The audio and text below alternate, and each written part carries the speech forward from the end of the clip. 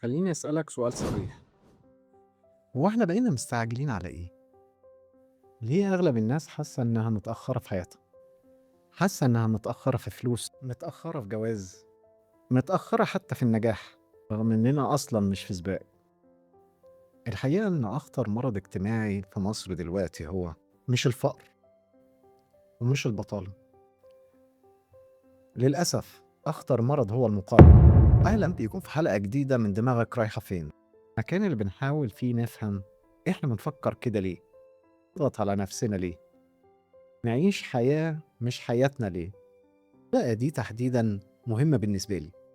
أنا لأول مرة أظهر بشخصيتي مش بشخصية ال AI، ويمكن أنسب موضوع أبتدي بيه هو الموضوع ده.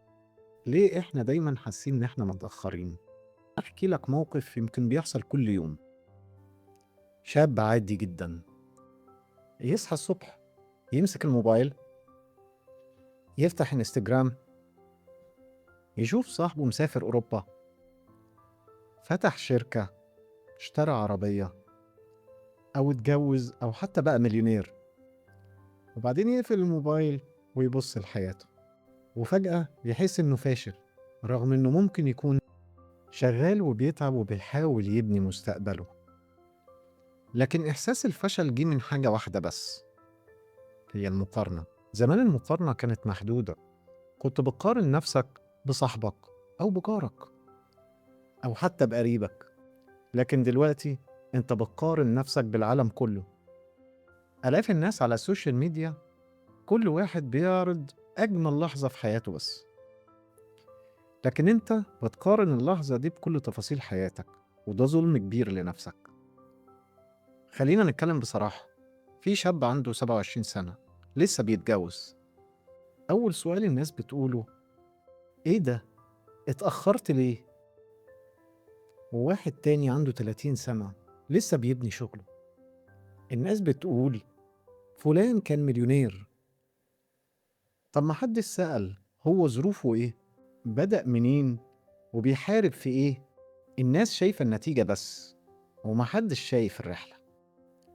خليني أقول لك حاجة صريحة جدا: معظم الحياة اللي انتوا بتشوفوها على السوشيال ميديا دي مش حياة كاملة.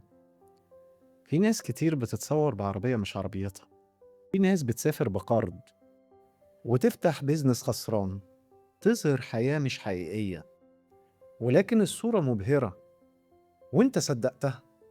خليني أسألك سؤال: لو السوشيال ميديا اختفت بكرة، هتحس انك متأخر ولا هتمشي في حياتك عادي وبسرعتك الطبيعية؟ الحياة مش سباق. في ناس بتنجح عند 20، وفي ناس بتنجح عند 30، وفي ناس بتنجح عند 40، وفي ناس بتنجح بعد 50. المجتمع زرع في دماغنا فكرة خطيرة: لو ما نجحتش بدري يبقى فاتك القطر. وده طبعا كلام غير صحيح. خليني أقول لك حاجة يمكن محدش قالها لك قبل كده: أنت مش متأخر، أنت بس ماشي في طريق مختلف. كل إنسان عنده ظروف مختلفة، وفرص مختلفة، وسرعة مختلفة. والنجاح الحقيقي مش إنك تبقى أسرع من الناس، والنجاح الحقيقي إنك توصل لنسخة أحسن من نفسك. فبدل ما تسأل نفسك أنا متأخر عن الناس، واسأل نفسك سؤال تاني: أنت أحسن من نفسك امبارح؟ لو يبقى أنت ماشي صح. وافتكر دايما، مش كل حد بيجري قدامك يبقى عارف هو رايح فين. كان معاكم خالد من بودكاست دماغك رايحة فين. سلام.